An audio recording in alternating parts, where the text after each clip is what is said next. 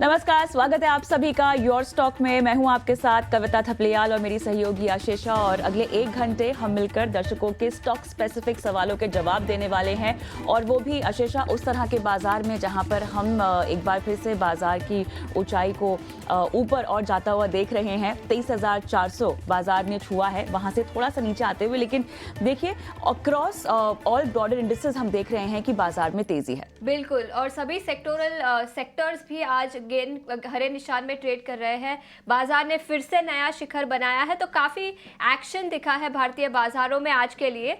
सबसे पहले निफ्टी की बात करें तो करीब 140 अंकों की तेजी के साथ 23,400 के पार हम पहुंच चुके हैं। निफ्टी बैंकिंग इंडेक्स में भी काफ़ी एक्शन है। निफ्टी बैंक की बात करें तो 440 अंकों की तेज़ी यहां पर दिखी है। 50,150 के पार हम निफ्टी बैंक पर भी पहुंच चुके हैं। सेंसेक्स की बात करें तो यहां पर भी 450 अंकों की तेज़ी 76,900 के पार पहुंच चुके हैं। तो पिछले कुछ दिनों में जो गिरावट दिखी थी वो फिर से रिकवर होती हुई नजर आई और फिर से हम नए शिखर पर पहुंच चुके हैं। कुछ टॉप गेनर्स की बात करें तो कोल इंडिया सबसे बड़ा गेनर है निफ्टी 50 इंडेक्स पर। करीब 2.5% की तेजी कोल इंडिया पर दिखी है। बीपीसीएल पर भी 1.5% से ज्यादा की तेजी। Bajaj finance, HCL tech, Shriram finance कुछ टॉप गेनर्स है निफ्टी 50 इंडेक्स से। इसके अलावा सेक्टोरल मूव्स की बात करें तो ऑयल एंड गैस स्टॉक्स में आज काफी एक्शन है। Castrol, GAIL, MGL, oil and gas sector in fact सबसे बड़ा सेक्टोरल गेनर भी है आज के ट्रेडिंग सेशन में।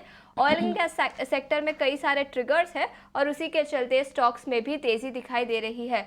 लूजिंग साइड की बात करें तो एफएमसीजी सेक्टर लूजिंग साइड पर है। सबसे बड़ा सेक्टोरल लूजर है मैरिको, यूनाइटेड स्पिरिट्स और आईटीसी टॉप लूजर्स है निफ्टी एफएमसीजी इंडेक्स से। और रियल्टी शेयरों में भी थोड़ी सी बिकवाली आज के ट्रेडिंग सेशन में दिखी है। प्रेस्टीज एस्टेट्स, शोभा, ब्रिगेड एंटरप्राइजेस की बात करें तो यहां पर भी थोड़ी सी गिरावट है। कुछ स्टॉक स्पेसिफिक मूव्स की बात कर लेते हैं। सबसे पहले कुछ नेगेटिव न्यूज़ फ्लो आया था एविएशन स्टॉक्स को लेकर, यहां पर नज़र डालते हैं।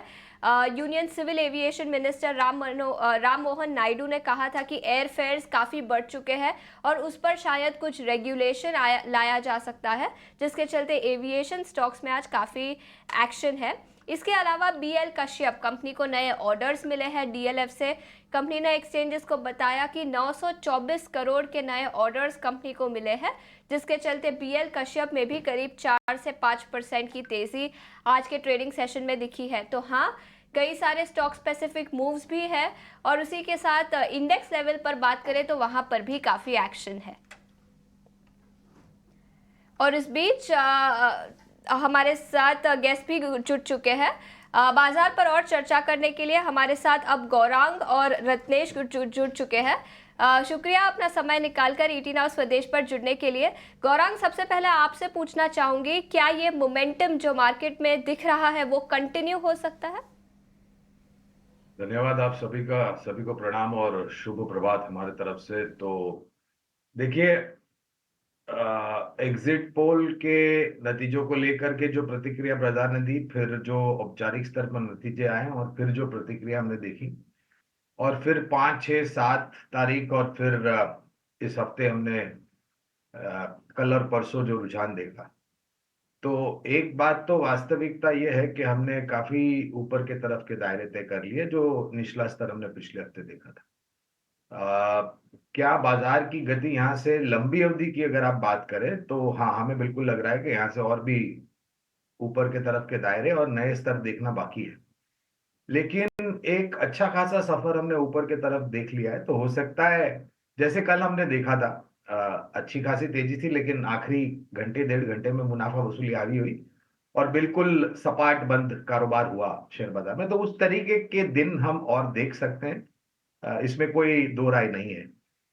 लंबी अवधि में अगर आप निवेशक हैं तो आप निवेशित रहें अच्छी कंपनियों में, और अगर बाजार आपको मौका देता है गिरावट में, और अगर आप मौका चूक गए हो निवेश करने के लिए, तो बिल्कुल आप उस गिरावट में निवेश कर सकते हैं। अब हमारा ध्यान होगा बजट को लेकर के, और इस वित्तीय वर्ष के जो नया वित्तीय वर्ष शुरू हुआ है, तो पहले तिमाही के नतीजे अगले महीने से आना शुरू हो जाएंगे, और फिर बारिश का क्या रुझान रहा है वगैरह वगैरह, तो लंबी अवधि में एक सकारात्मक सा नजरिया बन करके आता है। गौरांग के मुताबिक यहाँ पर मोमेंटम में बहुत दम है। इनफैक्ट ऊपरी स्तर में और भी स्कोप है बाजार के जाने का। लेकिन रत्नेश, एक टेक्निकल चेक सपोर्ट रेजिस्टेंस के लिहाज से बताइएगा। उसके बाद मोहम्मद सुल्तान, हमारे दर्शक जो हैं फोन लाइन पर जुड़े हुए हैं, उनका सवाल लेंगे। बताएं रत्नेश। हाँ, गुड मॉर्निंग एवं सभी दर्शकों को नमस्कार। मुझे ऐसा लगता है कि बाजार में अगर आप में से सपोर्ट की बात करेंगे तो यहाँ पे काफी अच्छा एक सपोर्ट जो बनता हुआ दिखाई दे रहा है 23,200 का। ये काफी महत्वपूर्ण सपोर्ट रहेगा। ये तोड़ेगा तो ही थोड़ी बहुत सी और मंदी यहाँ पे हमको देखने को मिल सकती है, 23,000 तक लेके आएगी। पर मुझे ऐसा लगता है बाय ऑन डिप्स पे बिल्कुल बरकरार रहना चाहिए। अगर 23,200 आता है नियर टर्म में तो कहीं ना कहीं वापस से एक अच्छी अपॉर्चुनिटी मिल सकती है। ऊपर के लिहाज से देखिए जो रेजिस्टेंस लेगा 23,600 23,800, ये एक सप्लाई जोन या रेजिस्टेंस जोन बोल सकते हो। इसके आसपास थोड़ी बहुत मुनाफा वसूली आ सकती है। बट ओवरऑल स्ट्रक्चर मुझे ऐसा लगता है कि बाय ऑन डिप्स का रहना चाहिए और वहाँ पे कुछ भी डिप आता है तो वहाँ पे बिल्कुल जरूर खरीदारी करना चाहिए। टिप्स का मार्केट है आपके मुताबिक। और हमारे दर्शक से भी जुड़ते हैं। पटना से मोहम्मद सुल्तान मेरे साथ हैं। नमस्कार, कैसे हैं आप सर? मैडम बहुत अच्छा हूं और बहुत बहुत शुक्रिया कि आपने मेरा सवाल अपने शो पर लिया। धन्यवाद अपना सवाल हमें भेजने के लिए। बताइए किन किन स्टॉक्स पे सवाल पूछना चाहते हैं?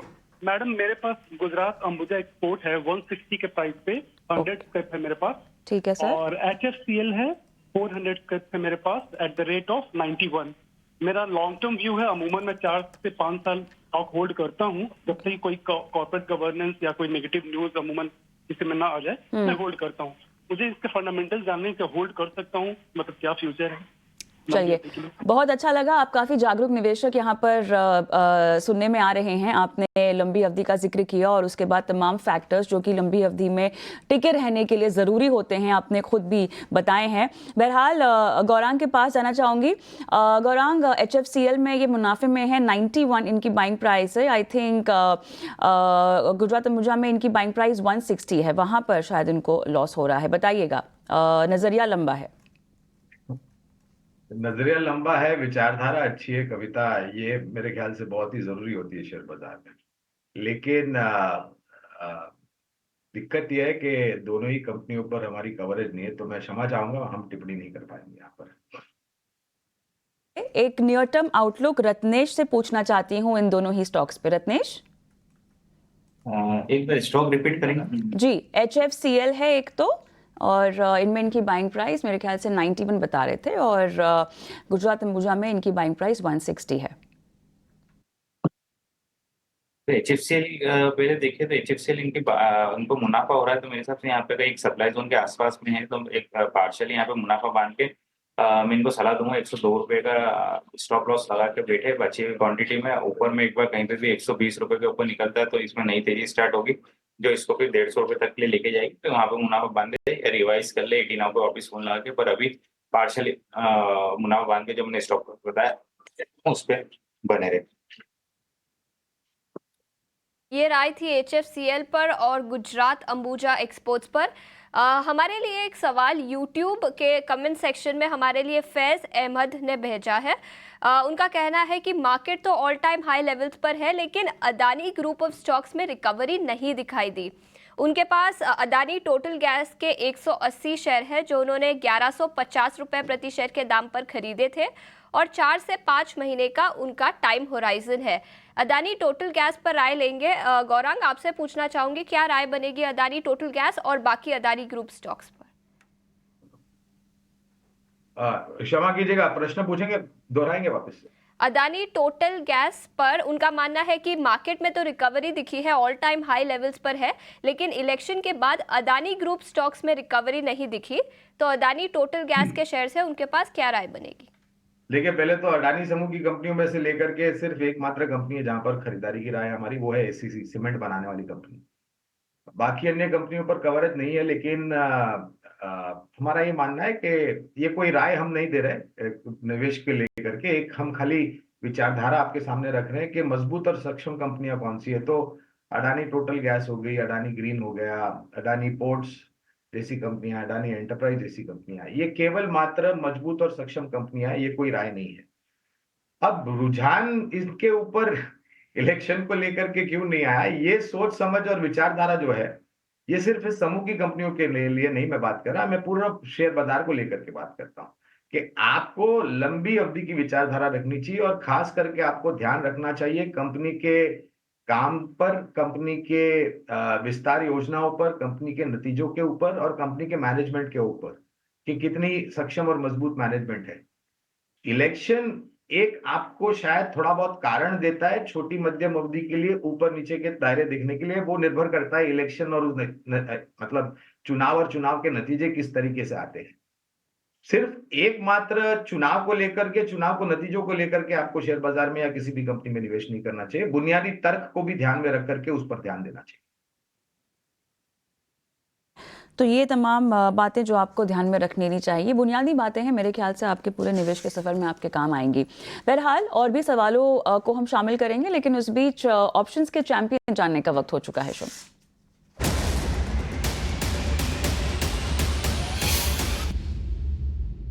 मेरे साथ जुड़ गए हैं स्वास्थ्य का इन्वेस्टमेंट के संतोष मीना। संतोष, गुड मॉर्निंग, स्वागत है आपका। बताइएगा आपकी क्या रिकमेंडेशन है ऑप्शंस के चैंपियन में आज? मेरी जो ऑप्शन का चैंपियन है वो मैं भारतीय रेलवे के साथ जाना चाहूंगा। स्टॉक स्ट्रॉन्ग बुलिश मोमेंटम में है। यहाँ 1450 के कॉल ऑप्शन खरीदने की सलाह रहेगी, जो करीबन 18 रुपए के आसपास ट्रेड कर रहा है। आपको 14 रुपए का स्टॉप लॉस मेंटेन करना है, 28 रुपए का टारगेट रहेगा। यहाँ पर जो मैक्सिमम लॉस बन रहा है वो करीबन 2375 का है और मैक्स प्रॉफिट आपको करीबन 4750 का रहेगा। संतोष, तो यहाँ पर भारतीय एयरटेल की कॉल खरीदने की सलाह दे रहे हैं 18 में और लक्ष्य यहाँ पर 28 का लगाना होगा, स्टॉप लॉस 14 का। शुक्रिया संतोष। और इस बीच एक रिस्क डिस्क्लोजर जहाँ पर आपको आर्थिक सलाहकार की सहायता के साथ ही एफएनओ ट्रेडिंग में अपना हाथ आजमाना चाहिए, क्योंकि पाया गया है कि अधिकतर समय लोगों को यहाँ पर नुकसान होता है। हम आगे बढ़ते हैं और टू व्हीलर्स ईवी कंपनी ओला इलेक्ट्रिक्स को सेबी से आईपीओ के जरिए 7250 करोड़ रुपए जुटाने की मंजूरी मिल गई है और इसमें लगभग 5500 करोड़ रुपए का फ्रेश इश्यू और 1750 करोड़ रुपए का ओएफएस भी होगा। और जानकारी लेते हैं, हमारी सहयोगी सृष्टि शर्मा हमारे साथ जुड़ गई हैं। बताएं सृष्टि। जी हाँ, ओला इलेक्ट्रिक के आईपीओ को सेबी से मंजूरी मिल गई है। कि बड़ी खबर आती हुई, क्योंकि कई समय से इस आईपीओ का इंतजार था। अगर बात करें फ्रेश इशू की, तो कंपनी 5500 करोड़ रुपए जो है वो फ्रेश ऑफर फॉर सेल के फ्रेश इशू के जरिए, माफ़ कीजिएगा, उठाएगी। और साथ ही इसमें प्रमोटर भावेश अग्रवाल और कुछ अन्य प्रमोटर्स भी जो हैं अपनी हिस्सेदारी बेचेंगे। पर अहम बात यह है कि जो 5500 करोड़ का फ्रेश इशू है, यहाँ पे कंपनी आने वाले समय में केपेक्स प्लान के लिए इसका उपयोग करेगी। पर फिलहाल कंपनी के फाइनेंशियल्स देखें तो वो लॉस मेकिंग ही है। पर एनालिस्ट का मानना ये भी है कि इस साल तक कंपनी शायद ब्रेक इवन करे और आने वाले समय में हम देख सकते हैं कि कंपनी जो है पॉजिटिव रिटर्न्स भी देने लगे अपनी बॉटम लाइन पे। अब अगर बात करें हम वैल्यूएशन के फ्रंट पे, तो वैल्यूएशन में कंपनी की जो लेटेस्ट राउंड ऑफ फंडिंग थी, वहाँ पे जो वैल्यूएशन लगाई गई थी वो थी $5.5 बिलियन की, जो कि रुपी टर्म्स में देखें तो 46,000 करोड़ रुपीज़ की थी। अब इसको अगर हम बाकी कंपनी से कंपेयर करें, क्योंकि आपको पता होगा कि टीवीएस मोटर्स, बजाज ऑटो और साथ ही एथर जिसमें हीरो मोटोकॉर्प का स्टेक है, यहाँ पे इन लोगों का इलेक्ट्रिक व्हीकल में प्रेजेंस है। इसको हमने कोशिश की है कि कंपेयर करें कि ओला इलेक्ट्रिक के मुकाबले इनके किस तरीके के वैल्यूएशंस बनते हैं इनकी पर्टिकुलर ईवी डिवीजन के लिए। क्योंकि अगर ओला इलेक्ट्रिक का 49% मार्केट शेयर है और उसकी वैल्यूएशन 46,000 करोड़ पर आती है, तो ऐसे टीवीएस मोटर्स भी 18% मार्केट शेयर होल्ड करती है। हालांकि टीवीएस मोटर्स में जो पूरा उनका आइस और ईवी का पोर्टफोलियो है, उसकी फिलहाल बीएसई पे आप मार्केट कैप देखेंगे तो वो 1 लाख करोड़ से ऊपर की है। पर 18% मार्केट शेयर के हिसाब से कुछ 17,000 करोड़ के आसपास इनके इलेक्ट्रिक व्हीकल डिवीजन की मार्केट कैप जो है वो निकलती है ईवी बिजनेस की। इसी तरीके से बजाज ऑटो का भी जो ईवी डिवीजन है, क्योंकि बजाज चेतक का यहाँ पे प्रेजेंस है, कुछ 13,000 करोड़ के आसपास इनके इलेक्ट्रिक बिजनेस की वैल्यूएशन जो है सामने निकल कर आती है। ये काफ़ी सिग्निफिकेंट है क्योंकि अभी इतनी इलेक्ट्रिक व्हीकल्स की सेल्स नहीं हुई है। पर जी हाँ, ओला इलेक्ट्रिक के आईपीओ की बात कई समय से हम बाजार में देख रहे हैं, तो उस हिसाब से क्योंकि वैल्यूएशंस ओला इलेक्ट्रिक की थोड़ी कम हुई है और मार्केट के पार्टिसिपेंट्स को कहीं ना कहीं अंदाजा था ही कि अगर ओला इलेक्ट्रिक को, जो कि फिलहाल लॉस मेकिंग कंपनी है, उसको इतनी अच्छी वैल्यूएशन मिल सकती है, तो क्यों ना बजाज ऑटो और टीवीएस मोटर्स को भी मिले। तो अगर आप देखेंगे पिछले 6 महीने से 1 साल में, तो बजाज ऑटो और टीवीएस मोटर्स में एक ज़बरदस्त रनअप जो है हमने ऑलरेडी देखा है। हालांकि कंपनी बहुत अच्छा प्रदर्शन कर रही है, पर इस पूरे रनअप में कुछ ना कुछ हाथ जो है ओला इलेक्ट्रिक के आईपीओ का भी है। पर अब नज़र ओला इलेक्ट्रिक के फाइनल वैल्यूएशन पे है कि किस तरीके की वैल्यूएशंस जो है मार्केट पार्टिसिपेंट्स इस आईपीओ में इसको देते हैं, क्या कुछ वो प्राइस रेंज निकल कर आता है और साथ ही मार्केट उसको रिस्पॉन्स कैसा देती है।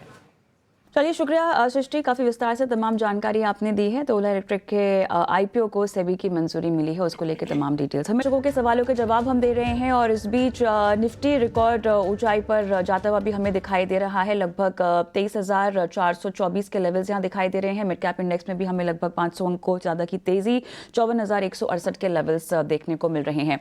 बाजार की चाल पर और भी विस्तार से बात करेंगे, लेकिन बिना समय बताए यहाँ पर हमारे साथ एक मैनेजमेंट जुड़ गया है जिनके साथ बातचीत करते हैं। रेमंड रियल्टी को हाल ही में मुंबई में प्रोजेक्ट डेवलप करने के लिए ऑर्डर मिला है। कारोबार और ऑर्डर आउटलुक पर चर्चा के लिए हमारे साथ कंपनी के सीईओ हरमोहन साहनी जुड़ गए हैं। और साहनी साहब, बहुत बहुत स्वागत है आपका हमारी इस बेहद खास पेशकश में। पहला जो सवाल होगा, क्लियरली आपने जो प्रोजेक्ट्स आपको मिले हैं रीडेवलपमेंट के लिए बांद्रा में, उसी को लेकर हम पूछना चाहेंगे। ये बताइए हमें कि रेवेन्यू पोटेंशियल, क्योंकि लगभग 2,000 करोड़ के आसपास का बताया जा रहा है, किस तरह से आपकी बॉटम लाइन में यहाँ पर और एडिशन होता हुआ दिखाई देगा हमें इसकी वजह से, और डिलीवरी लाइंस, टाइमलाइन जो है इसको डिलीवर करने की प्रोजेक्ट को, वो क्या होंगी?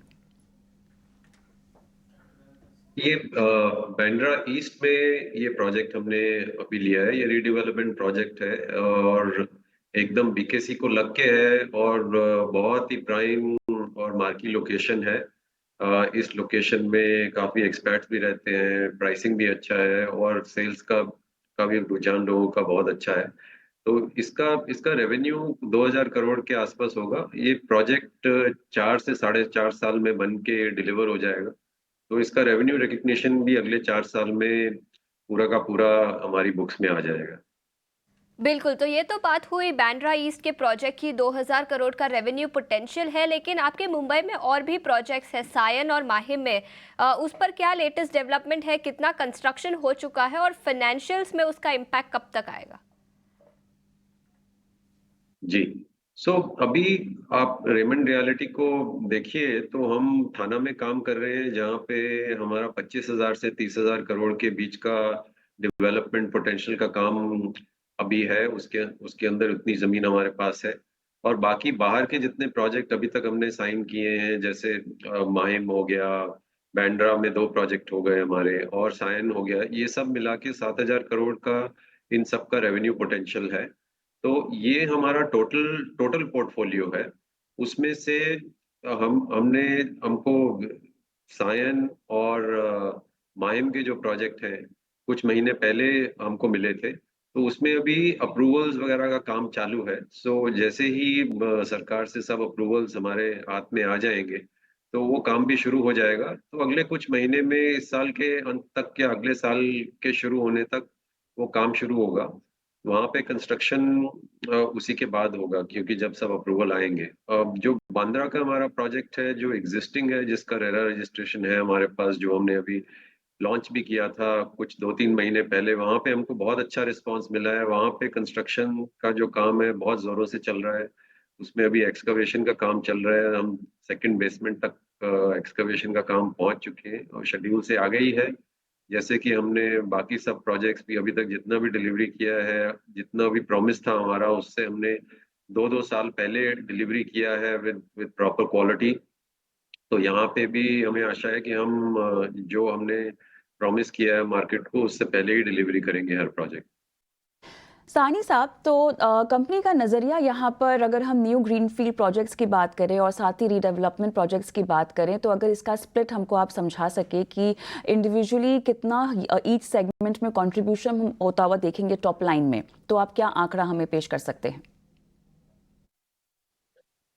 जी, देखिए, जो रीडेवलपमेंट प्रोजेक्ट है वो भी एक तरह से ग्रीनफील्ड प्रोजेक्ट ही है, क्योंकि ऐसा नहीं है कि प्रोजेक्ट बीच में कहीं चल रहा है और हम लोग उसमें शामिल हुए हैं। वो डेफिनेशन होता है ब्राउन फील्ड का, जो ग्रीन फील्ड का ऑपोजिट हो गया। तो ये सब जो इसमें सिर्फ इतना ही है ग्रीन फील्ड वर्सेस रीडेवलपमेंट में, कि आप प्योर ग्रीन फील्ड पकड़ेंगे तो जमीन खाली पड़ी है, उसमें कुछ भी बना नहीं हुआ है।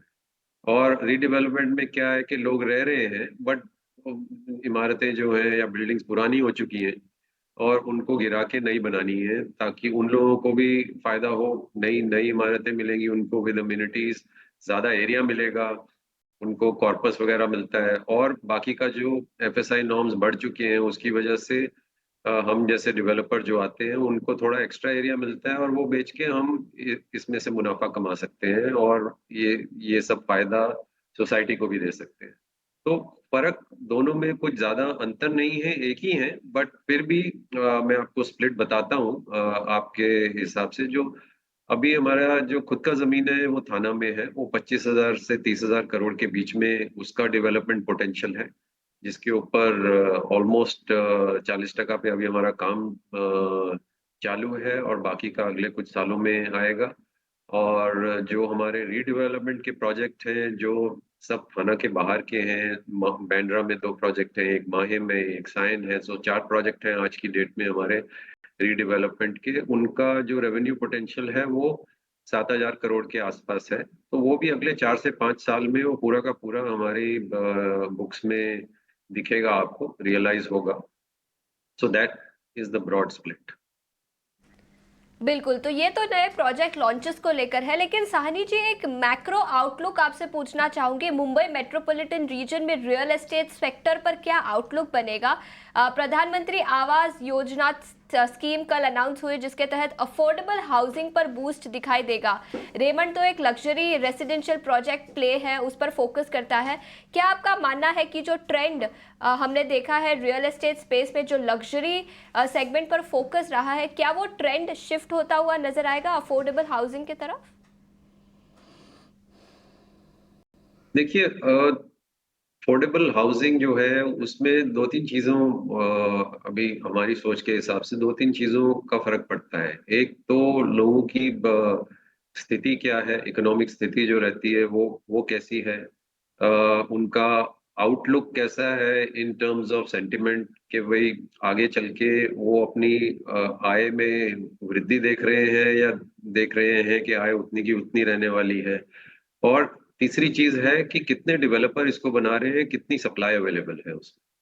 तो इन सब में ये सब क्या है, ये लो मार्जिन का गेम भी है एक तरह से देखा जाए तो अगर वो लो मार्जिन रहता है और उसमें मार्केट में थोड़ा सा भी उतार चढ़ाव आए, चाहे वो गवर्नमेंट के चार्जेस की वजह से आए, कॉस्ट बढ़ गया, या प्राइस में थोड़ा ऊपर नीचे हो गया, या जो कस्टमर है उनकी आय की वृद्धि जो सोच रहे हैं वो नहीं हुई, तो वो बहुत जल्दी मार्जिन हिल सकता है वहां पे।